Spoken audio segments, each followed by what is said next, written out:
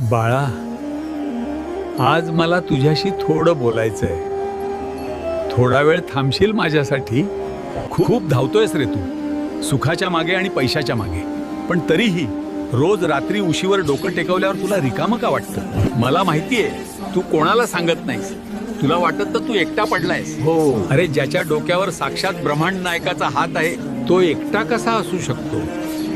लोक तुला सोडून गेले असतील, जाऊ दे त्यांना. ज्यांनी तुला माती समजून पायाखाली तुडवलं त्यांनाच एक दिवस तुला डोक्यावर घ्यायला लावीन. फक्त तू हिम्मत हरू नकोस. तुझ्या प्रत्येक संकटाची ढाल मी बनलोय.